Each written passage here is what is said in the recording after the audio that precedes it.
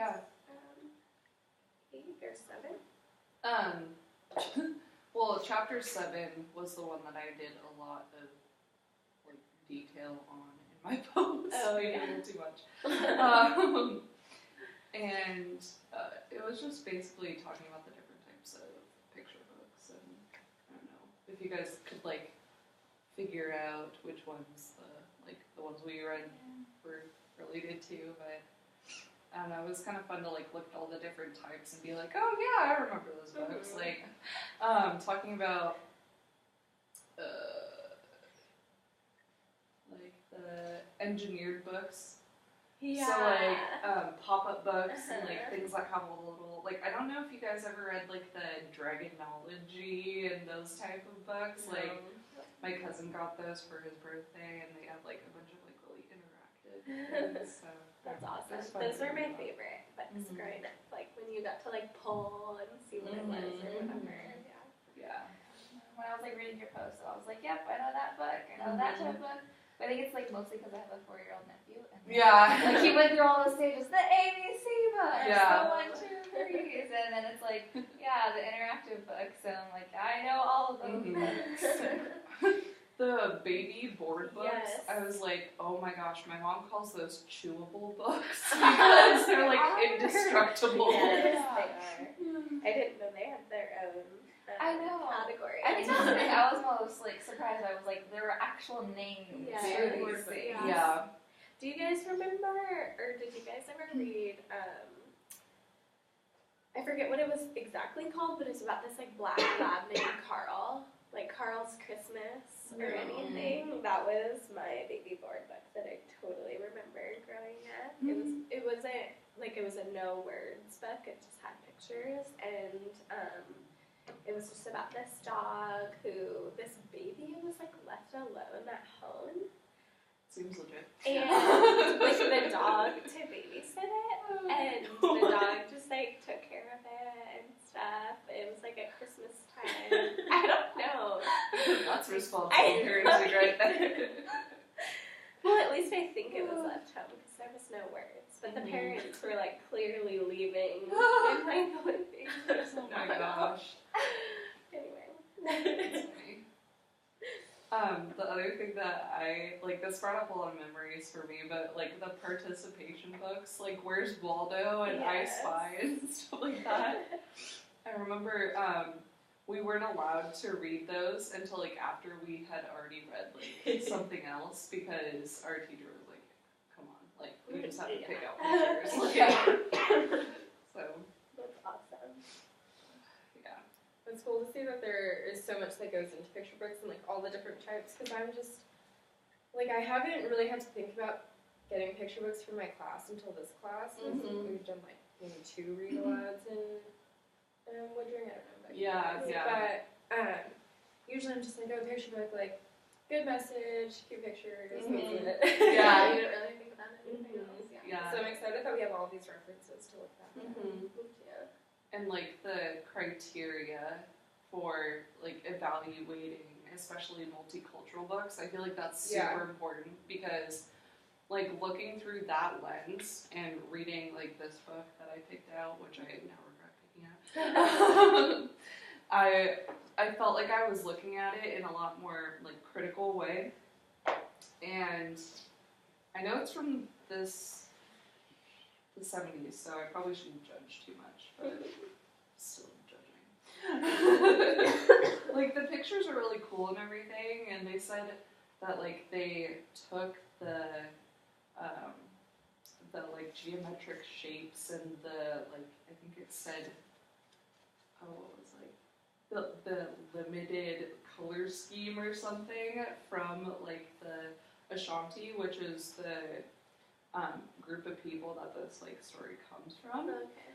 But I was like, I don't know, I still don't like it. It's written by like some white guy, and I don't know if he has any connection to the culture whatsoever. Right. So Interesting. I thought it was interesting because like it has a Caldecott honor, but It's like a it was retold the story, 70s. though, right? Yeah, exactly. From like Yeah. Because I know the book that you and I both read, the TBT, that was also written by someone who was like from Colorado. Right. Or something. Yeah. But like it was a retold story, and so like in a sense like I get where you're coming from. It's like it's like a white person who wrote this. But like I guess like kind of like from last week, like when we were like really evaluating, like is it okay? Or that was this week's reading. Like but like is it okay for someone else to read about it? And I feel like I'm still on the fence about like if it's okay or if it's not okay. Yeah. But I think what I put in my post is I think it totally depends on like the book itself. Like for example, that is like a legend told for like ever. Yeah. I don't know. I kind of like when I want to say it. Yeah. For me though, like I'll just like read you part of it, and it kind of like I don't know, threw me off a little bit. Okay. Anansi, he is spider to the Ashanti people. In Ashanti land, people love this story of Kwaku Anansi. Like, it just sounds a little bit weird. Like, they're trying to tell it in a narrative that's like, I don't know, in almost like a dialect or something. And I'm just like, do you really tell like, was the story told to you like that, or are you saying it this way because, like, you think that's going to be, like, more, like, original or more, I don't know. So, I just, give me a bad feeling. I don't know if that's just, like, me being too picky, but I don't know. But I'm really glad that I, like, knew how to go about it, because I don't think this is a book that I would pick for my classroom necessarily. Like, the story itself, I remember I was trying to find this all over. It was like this collection of African folktales, and I have no idea what happened to that book. But I was like trying to look it up on the internet, and I couldn't find it, and it had like Anansi, but the pictures were a lot different, and I couldn't find it anywhere. So it's really frustrating. And I like asked my parents, and they were like, so yeah. But I remember that being like one of the stories from my childhood that like I really remembered. And I think if it's well done, you can retell folktales from a different culture, but it just has to be like if it's authentic, like, respectful, and respectful, and I'm just like, the other thing that I think makes me worry is like it's the 70s that this book was written in, and like in the 70s they weren't quite as careful about those things, so it makes me kind of like doubt the author's like honorable intentions, I guess, you know. That's true. I didn't even think about that, because in the section that I read last week, I don't know if y'all had to read it or not, but like after the civil rights, like there was an article that was posted about not having enough multiculturalism in the media and stuff, so they like forced themselves to write about multicultural topics and stuff, so that very well could have been one of those things. Exactly. And apparently he was really popular, and there was like a movie adaptation because he was actually like more well known for his filmmaking. But I was like, if he's popular for filmmaking, that might say something. Yeah, exactly. Yeah. So I don't know. What about your guys' books? Did you feel like they were more authentic, or like they were like better told?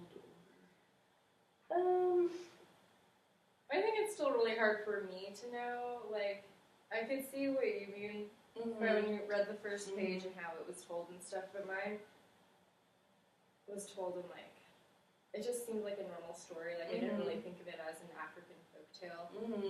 So it was hard to tell. Yeah. For sure.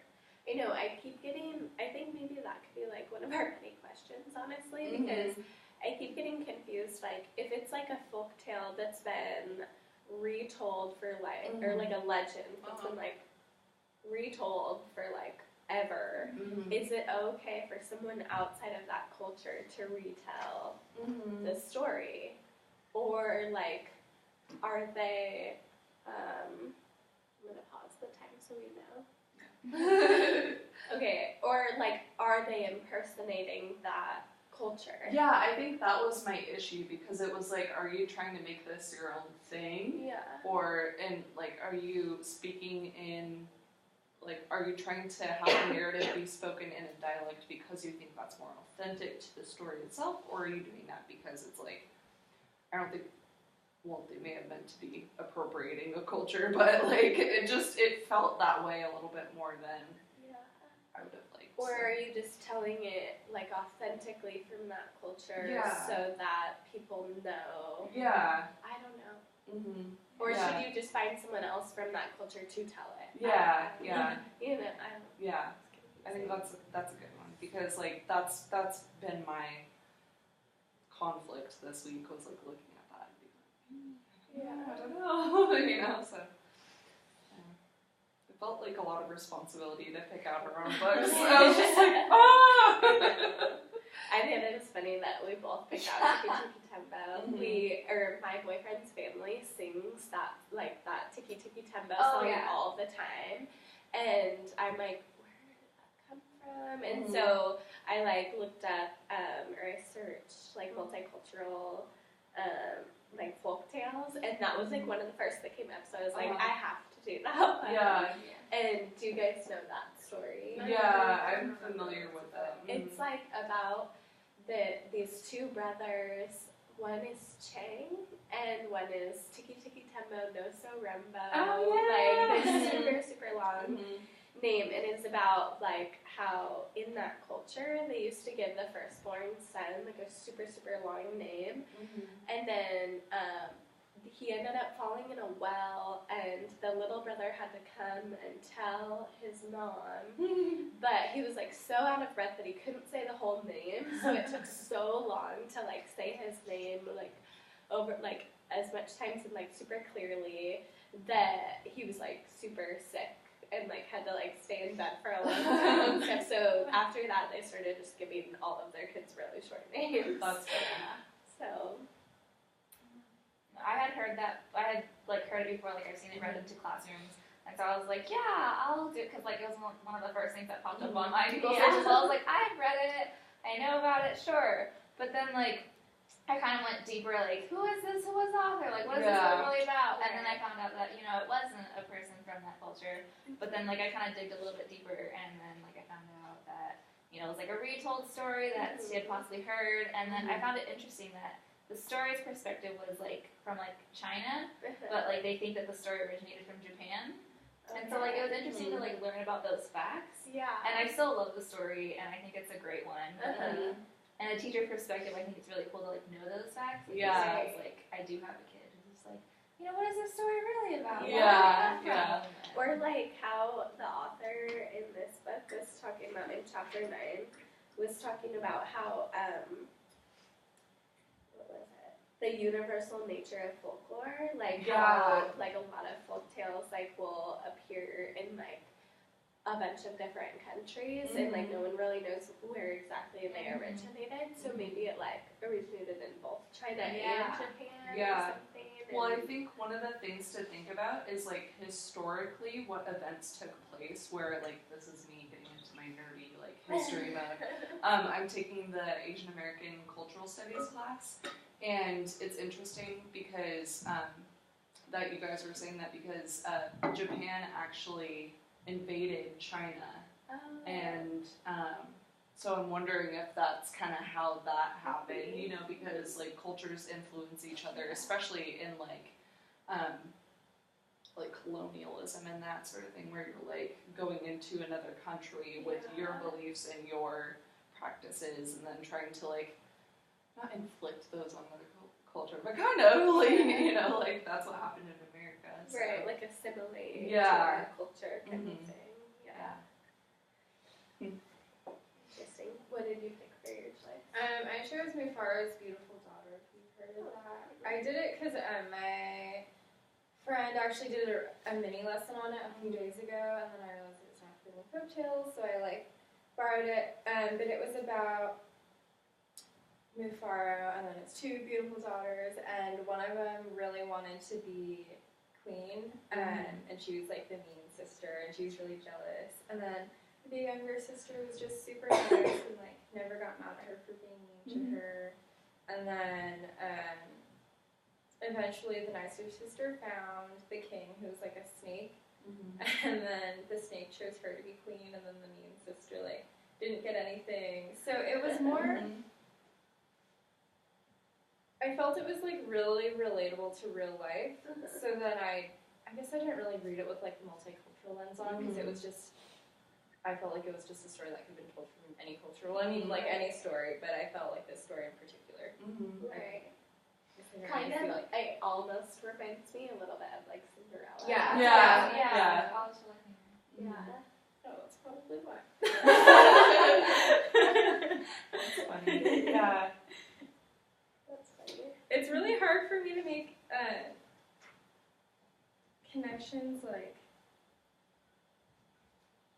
when I haven't learned about them so much, or like not seeing joy in person, so only having, like, we have a lot of resources, but I feel like I want more experience, like, going through a lot of books and stuff. Because the questions that she comes up with, and, like, the insights she has for her videos, I'm just like, how? Yeah, like, how does this happen? How do you start thinking about it? Like, I thought it was really interesting last week with the, like, the fence, and noticing the fence and the, like, imagery in that, and how that had, like, a symbolic nature to it, and, like, I feel like I never would have noticed that. Like, oh, okay. Or in Encounter, when she would, like, pause and be like, remember how it feels when you're a little kid and you tell someone something, or like an adult something, and they're like, oh, you're just a little kid. Yeah. I was like, I would have never thought back on that. I know. You know? Yeah. Interesting. I feel like a lot of going through these children's books, though, like, I am kind of reliving that, which is really interesting. Like, in reading the Marisol McDonald Doesn't Match, I was really just like that. Yeah, I did too. The illustrations were so much fun. Oh my gosh. I thought that, like, as a child, I would really like that book, just because the illustrations are so colorful and fun, and she's just like this wacky character that is kind of, she does her own thing, but then, like, the other kids get to her, which I think is so sad. And she's just like, I don't match, and I'm trying to match, and then in the end, the teacher's like, you just need to be you, like, I like you for who you are, and she's just like, yes. So cute. Yeah, so, she gets that note. Yeah, I thought it was funny because, like, I felt like I could kind of relate to it, because I was kind of like a weird kid. Like, I remember my parents used to let me just, like, do whatever. And, well, okay, that's not true.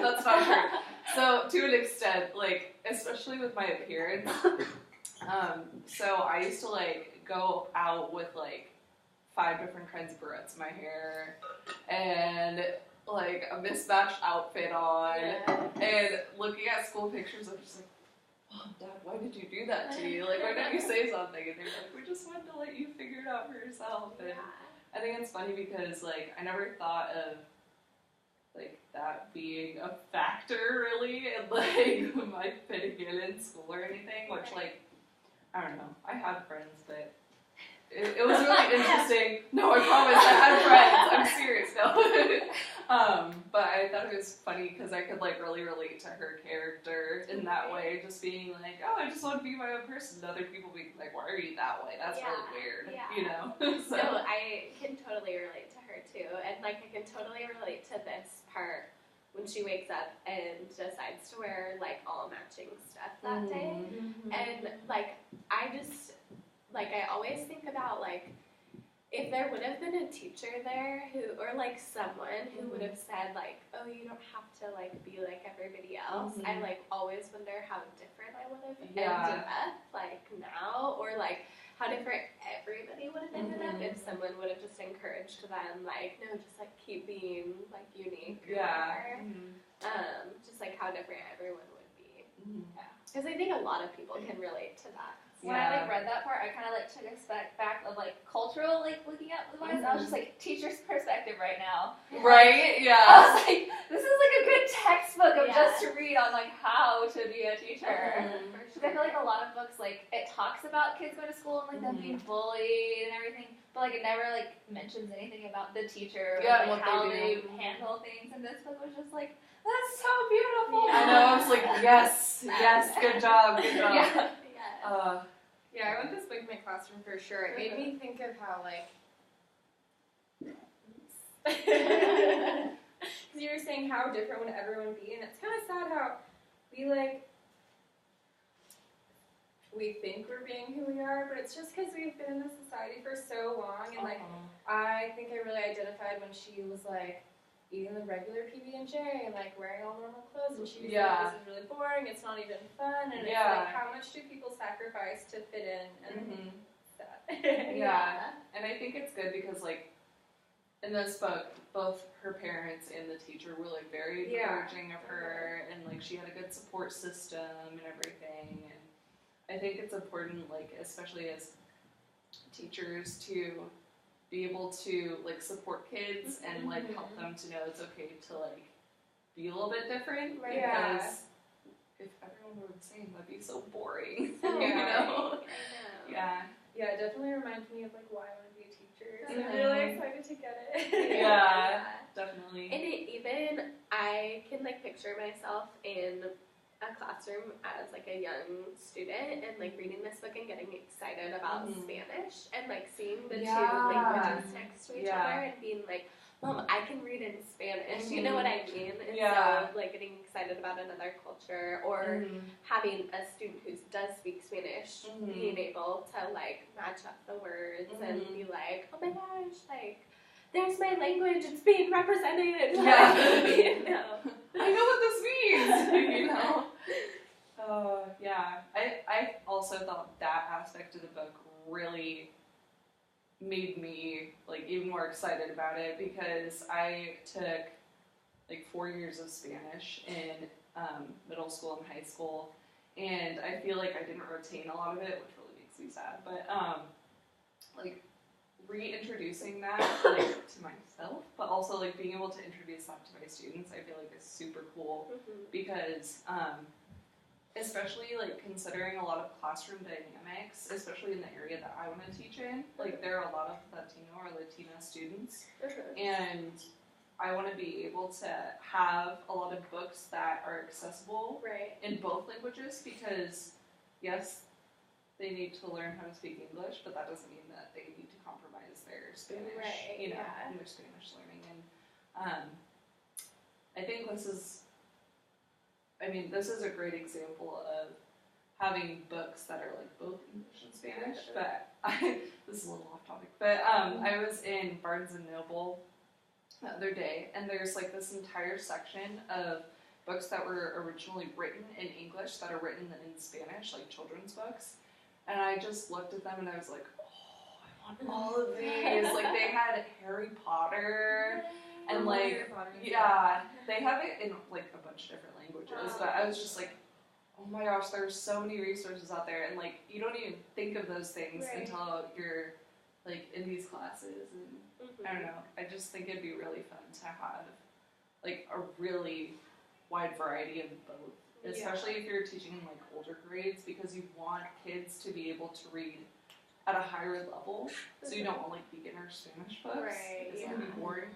So that's for sure. I just think it's a really good thing to look into, and this book reminded me of that.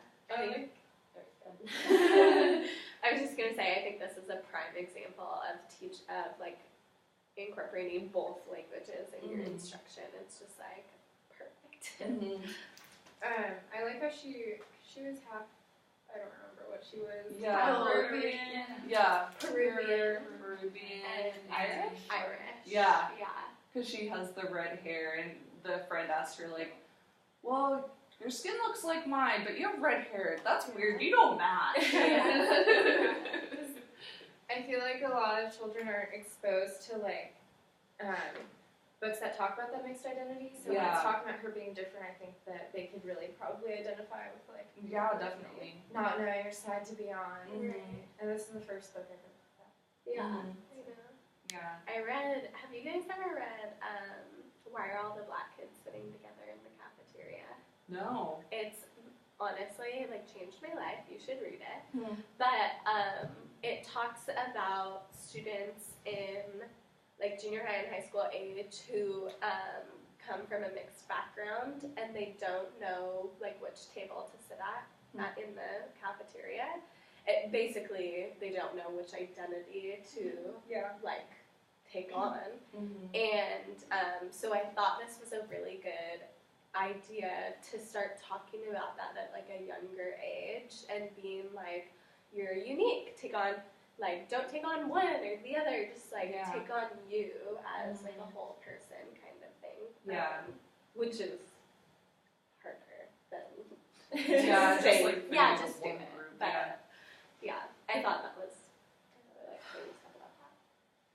Yeah, it reminds me of, have you guys read The Part-Time Indian? Yes. It's about this. I love that book. Sherman Alexie, he's like one of my favorite authors. He's from Spokane, and then he grew up in the reservation, and there wasn't a lot of opportunity for the Indian Americans there. So he goes to an all-white school, and then he kind of has to choose between, like, being African or American Indian or white. And I was thinking, because in the article on, like, stereotypes and stuff, how it's like that one. Sorry, I feel like when I'm recorded, I get so nervous. It's right there. It's not there. So it's harder to talk. So if that's what's happening right now. It's okay. Work through it however you need to. But when it was like, does the non-white culture, is it depicted as being like bad, or do they have to go to the white side to be like good? And even though the author was American Indian, I was just wondering what you guys thought about, like, books like that and exposing children to books like that, where, like, a person who is Indian American is saying he had to do this to, like, fit in. I think that's a great idea. Yeah. Honestly. I think I wished that I would have been exposed to that at a younger age, because I feel like I got to college and it was like hitting a wall. Like, what? Like, this is what people experience. And I wish that would have been incorporated in just, like, small ways, like reading books like Encounter or reading books like this at like a younger age, and then reading books like the book you were just talking about in high school, and then, like, having, like, substantial conversations about it. I think then white adults would be more understanding and less like, what are you talking about? You know what I mean? Yeah. I think I was kind of spoiled in my education because in middle school I was in the Cambridge program, and high school I was in the IB program, and both of those are, like, internationally focused. So I think I got a lot more of, like, a worldly perspective, at least in a lot of ways, in my education. And I remember going back to my Asian American Cultural Studies class, which I'm super excited about. We were talking about the Khmer Rouge and how, like, all of these terrible things were happening in Cambodia, and a bunch of people had never heard of it before. And I was like, I wrote a book about this in 7th grade. I was just like, oh my gosh, I didn't even, like, realize that other people hadn't been exposed to those things. Right. And I think it's really interesting to, like, be in this program and find out about ways that we can open up those stories and those experiences through literature. Like, that's so important. And obviously you don't want to talk about anything that's, like, too heavy or too confusing for, like, really young kids, but you still do want to address those issues, and, like, especially if it gets brought up in class, or you're, like, reading The Diary of Anne Frank, which I know I read in elementary school. Like, you want to be able to talk about those historical events. So, well, and not put them, like, so far away. Like, The Diary of Anne Frank happened in another country, so we can distance ourselves from that. But, like, like the book Encounter talking about the two different perspectives, because I grew up thinking Christopher Columbus was this amazing settler. Oh no. And like, why did I grow up thinking that? Like, why did I not even consider the other perspective? It's because my teachers never asked me those questions or talked to me about the other perspective. And one of interrupting people today. So one of the things that Joy was saying, and now I'm gonna lose it. I lost it. Okay. Sorry. No, I was just kind of like talk what you were like saying about like the perspective of like the person of that culture and like reading that book. I think it's like also important to still read it because they could be feeling that, oh my gosh, I do have to fit in with like the white culture. And it's like just being able to talk, like not just read it because like I read that book a long time ago, but I don't know like you ever just like did fully. Yeah, I don't remember how. Yeah, but like if you did or not, like have discussions afterwards, like you were saying, like is this like something that we would encourage, or like, is it, like do you think it's something that's needed, and like have those conversations. So like, you can understand like, wow, I am kind of thinking in that perspective of I need to fit in with the white culture, but like, really I don't. And yeah, I think it's definitely a book that if you're gonna have in your classroom, you should definitely explain why, because I can see a lot of people being confused and like thinking, oh well, this Indian American is saying that white people are better, blah blah, white people are better, and it could enforce that for both white and other cultures. So I think the conversation definitely needs to happen. So people aren't confusing that. And then also there is a Khmer Rouge event coming up soon if you want to go. I can give you more info. Oh, that's interesting. Yeah. The book that I read was Race Without Rain by Ming Fong Ho, and it was really, really good. And it's definitely not a book that you want to read probably with elementary schoolers because it is a little bit dark. And a lot of people don't realize, like, the Khmer Rouge was a lot like the Holocaust. I mean, not nearly to the extent, but a lot of people were killed. Like, I think it was millions of people. Can you give me a little more background? Yeah, so basically what happened is Pol Pot rose to power, and he... in America? No. So this is in Cambodia. Oh, okay. So, I think it was Pol Pot. Yeah, Pol Pot. And then he started talking about how, like, he was kind of like Hitler, like he was a propagandist, and like how everybody needed to be the same, and for that to be enforced, we needed to, everybody needed to go back to just doing like simple things, like we need to farm and do agriculture and all that. And so the way that he decided that he was going to enforce that was by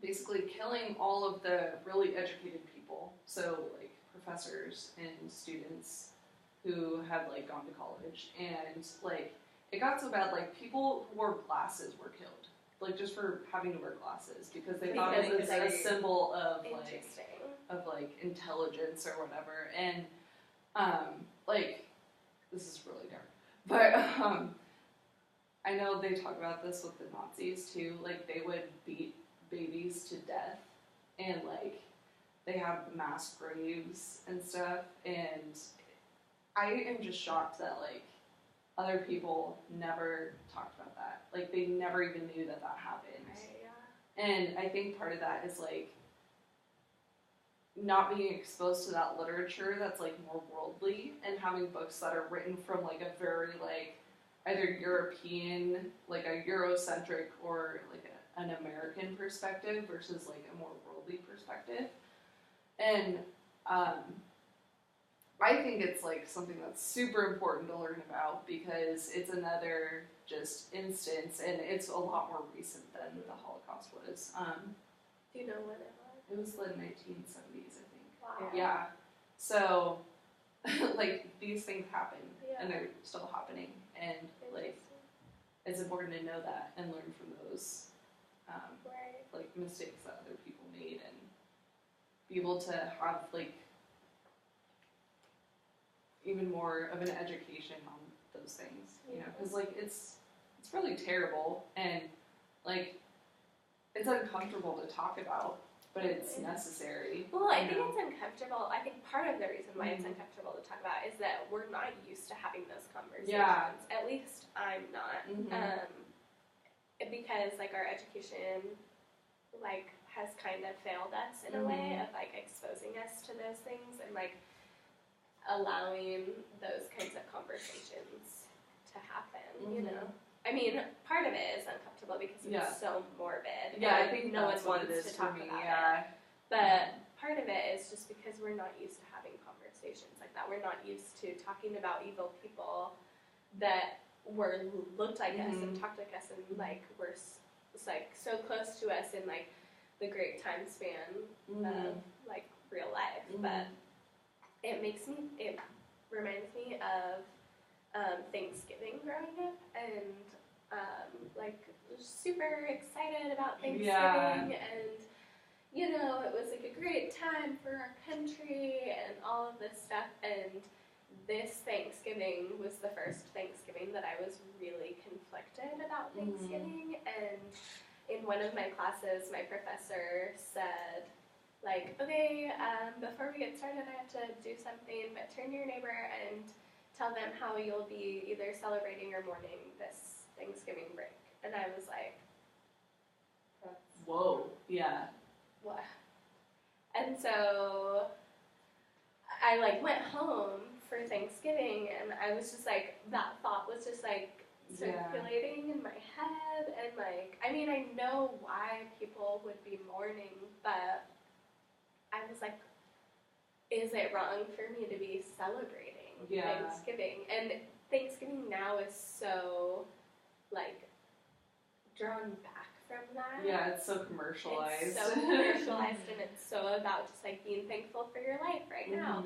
But at the same time, like, it can't go without being said, like, what it started as. Yeah. And especially, like, I mean, you can't ignore the, like, basically genocide that we inflicted upon the American Indians and everything that happened when we immigrated to this country, you know, and that's an important thing to talk about because you can't ignore that part of history. Like, it's important to face those things because as Americans, like, we've inherited this culture of like plenty and, you know, having like an abundance of things and like we have the ability to like give more and more and more, and then just like thinking about how that was built on basically the murdering of thousands of people and the extinction of a bunch of different cultures, and how we still today, like, American Indians they're never going to have like the land that they had before or the same like experiences they've had because they've like, well, American culture has just taken over everything. And so this weekend my boyfriend's family, and I've talked to you guys about them before, they came up to visit, and so my boyfriend's aunt had this really bad experience where they put their house up for rent, and a family that's Native American rented it from them, and they had like drinking problems, and they were at the house most of the day, and like large family that lived together, and the house was completely trashed. So bad experience, bad association with like that culture, and just like not a like narrow lens of looking at that culture for them. And my boyfriend's dad this weekend brought that up and was like, yeah, and they just get a lot of money from the government for like doing that. And like it took every ounce of me not to be like, we did that to them. Yeah. Like our culture, like, this is what I was going to say earlier. Come back to it. Joy, and this might have happened in my other class, but Joy wrote this thing about you have to be able to like remember the history, good and bad, of your people, and like white American culture doesn't like recognize the bad in their culture, and then these kinds of things are perpetuated, and people like my boyfriend's dad say things like this when like the bad isn't recognized. You know what I mean? Or it's recognized, but then it's ignored. You know, I know a lot of people who this just totally makes me sick. Like they completely deny that their being white has anything to do with the privileges they've had. They don't believe in white privilege, and I'm just like, oh my gosh, like people are just in denial about it, or they just like don't understand the sorts of like the advantages that they've had just because of their skin color.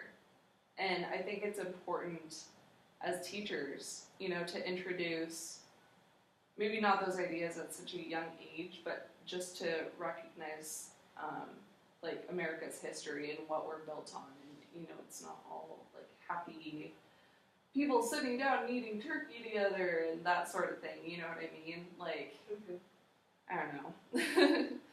It's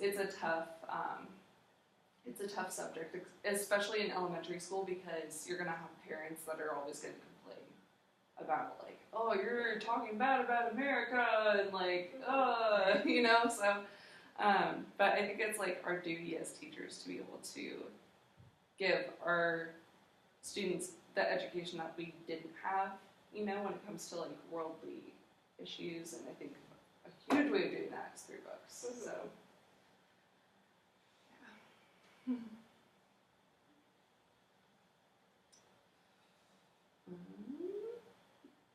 Oh, did anyone else? I think I saw that you read Persepolis. Did anyone else read Persepolis? You read Persepolis. I had read that book a while ago, like in high school, but then I reread it and I was just like, oh, I love this book. It's so fun. Yeah, I just, I don't know, I think that's another thing, like looking at the different formats of books and like understanding how it could make things more accessible to students. And I think as a student, if you're reading about historical events, then especially in elementary school, you would want to have like graphics and things to keep you interested and keep you like to help your imagination and kind of like your understanding of what's going on through the pictures. So I don't know, is that the graphic novel idea? That's the graphic novel that I read, and then that one, and then Ricky Tikki. This was really good. Did you read this one too? No, I read. This was really good. It was about two families. I think it was during the civil rights movement, which, I mean, you can't really put that on a timeline, but during what we in our culture refer to as the civil rights movement, so 50s and 60s. It was about two families, a white family and a black family, and their experiences with like going through that movement, and they kind of come together and like become friends, kind of thing. And it's I would recommend it. It's definitely for an older audience. Also uses the N word a lot in the book, but that's the time if you want to like drop yourself in that time, then that kind of thing happens. Which I would love to have this in middle school or high school class, but my public school would have never let that happen. That's funny because we read Richard Wright's Black Boy in high school, I think it was 9th grade, and that uses the N-word a lot, but if you have discussions about it, then I think, I mean, obviously you want to decide for your classroom and for yourself, like, what you feel comfortable doing. Like, we used to just say N and then go on, like, we wouldn't actually say the word because it is such a powerful and influential and, like, heavy word. that we decided that that was the way that we were going to approach it. But just talking about that and having those discussions is really important because, like, it catches us off guard because we're not used to seeing that in literature. But at the same time, to be accurate to the time period and to not, you know, censor every single thing, it's part of how things were, you know. Also, in the White family, there was 3 kids, I think, and there was an older brother, middle sister, and then a younger sister, and the middle sister was blind. So I liked seeing that diversity in there, which I don't usually see in literature. Yeah. Like ability diversity as well as like racial or ethnic. Did you look at that? Did you want to? I saw it from one of the other girls. Oh, okay. Yeah. Something that I think is interesting is when it was talking about the different types of books, it only really talked about for children who are seeing and hearing. And I think it'd be interesting to have access to like Braille books and things like that and kind of like explore that a little bit further because I have no idea how often we're going to encounter that, but like having more resources like that in our classroom, like I'm sure they're out there. Like I'm positive that they must be out there. Yeah. But just like being able to find those things would be good. Yeah. Anything else that we like feel passionate about? Really want to talk about? Or we didn't hit on? In the Bremer Comics and Graphic Novels article, I like that it mentioned comics are really nice for students because there's a really like large online fan base. So it gives a lot of people access to so many different comics, and like it also talked about how it bridges the gap between TV and literature for students. And yeah, so like the comics subscriptions are like $60 a year for like 3,000 comics a year, which is really cool. Yeah. And they have really dedicated fans. Like my sister, she's starting to get into manga, and then I know a lot of people who like it a lot, but I've never really gotten into it. Yeah. I think it like definitely bridges that gap of like getting students to enjoy reading books and stuff. Why not try with a comic? Why not try with a graphic novel? Yeah. Why not try with a real novel? That kind of thing. I think that's really exciting. Also, one of the things that I put as like an idea for instruction was like covering up like the bubbles, all of the bubbles in like a novel or something, and like having students fill in the blank, or covering up all of the pictures and having students write their picture. I think that would be a really good idea because in one of the videos, it was like the debate video with those people and stuff. The woman was like, it takes away the imagination aspect, which I don't know if I necessarily agree with that, but if any parent came in and was like, they're not using their imagination like they would with a novel, and then I could be like, oh, look at this instruction, like that kind of thing. Yeah. Going off of like instruction-wise though, I think graphic novels are something that you kind of have to teach into how to read though, because I think one of you said that like there is a skill that kind of needs to like going back and forth of like looking at the pictures but also looking at the words, and like I know personally for me like I can't really read graphic novels that well just because like I only want to focus on the words, and if I go to the pictures I'm like this is taking forever and like and I'm like just let my imagination flow. I'm kind of like one of those people who like envisions it myself. And so I feel like if you are going to just give students a graphic novel, it's not just like, here's a book. It's like any other book. I think you kind of need to teach into like how to use it and how to read it properly. Yeah, what I was reading about, that's probably what you read, the self-direction. Because he was like, you choose exactly which bubble you read because it's not told, like, there's no order even though, like, there's probably an order, but it's really up to you what you see first and like how you go about it. And I thought reading Persepolis was really interesting, but at the same time, I think I got really distracted. So sometimes I would like mix up the characters because they kind of looked alike, and then I feel like I kind of missed just like some main points that would have made such a heavy topic like more clear to me. But I don't think that comics take away imagination. I think they really help, because I think a lot of students who are reading chapter books probably have trouble reading chapter books. Yeah. Because they can't like make that movie in their head. But comic books are like, you get to fill in what happens in between the pictures and like all the movements and the emotions and stuff. So I think they're really cool. Yeah, I agree. I did have a hard time reading this because I would only look at the words, and then I would be like, oh wait, what happened back here in the pictures? And so it's definitely a skill that I don't really have because I haven't had experience with that before. I think that's really funny because I am more of a visual learner, so having the pictures like really, really helped me. And it helped me to like stay focused because I get distracted really easily.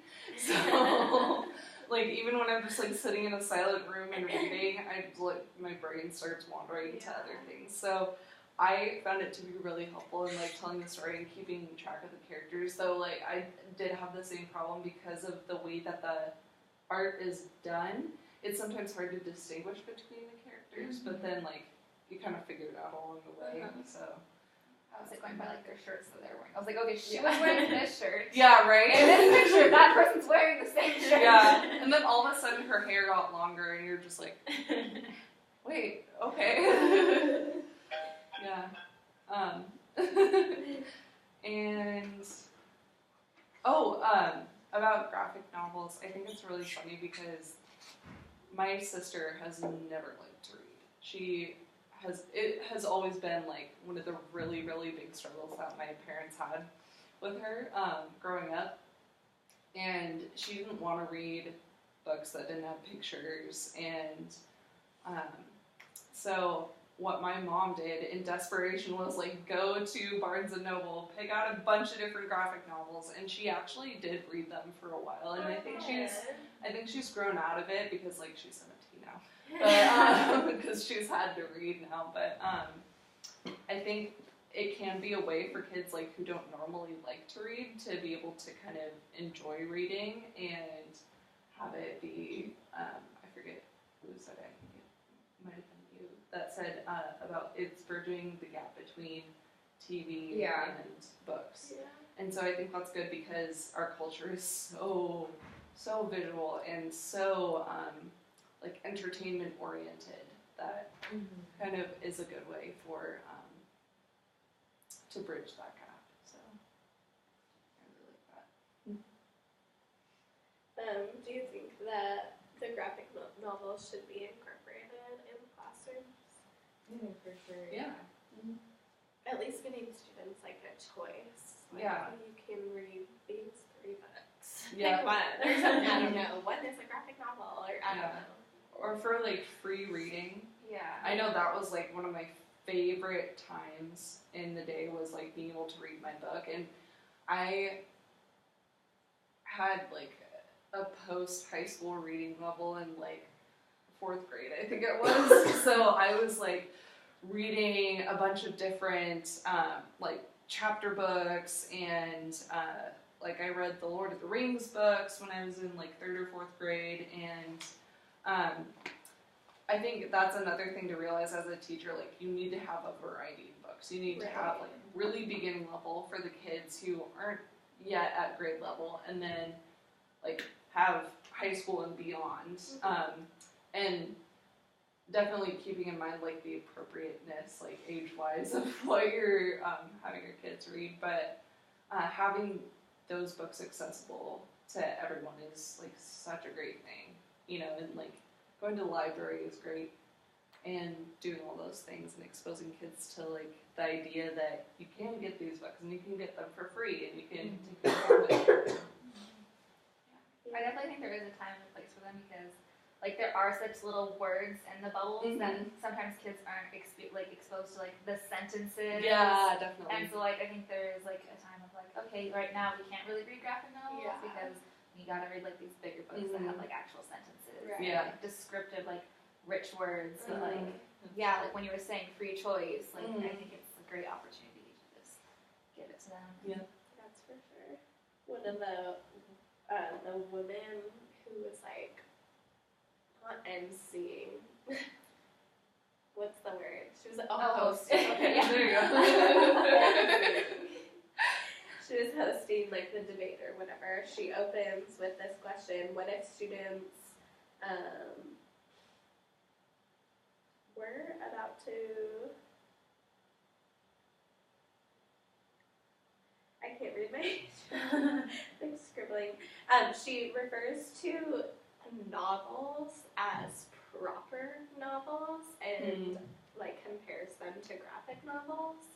And I thought the language behind that was just really interesting. Why are those the only proper novels that they are? And it just like led way for the whole debate to happen. I was like, okay, I already know what your opinion is. Yeah. Right, if you just took away the pictures and like set it up in a real book, it would be the same thing. Yeah. And I think it's funny to look at, like, with picture books, you get a lot less of the illustration and a lot more of, like, the focus on the words. Whereas I think there's, like, a good balance in comics and graphic novels of, like, the dialogue, and it's a little bit easier to break up. Yeah. Even if it is a little bit, like, less text. Like, over time you're being exposed to all of the text. But I think, like, especially looking at, like, the book Encounter and how there were, like, these really vivid pictures in it, but there was also, like, pretty good dialogue and everything to go along with it. I think that can be one of the good things about just, like, regular picture books is you're being exposed to the art and you're having that, like, to help you visualize, but it's not, like, doing everything for you, kind of like the graphic novels do.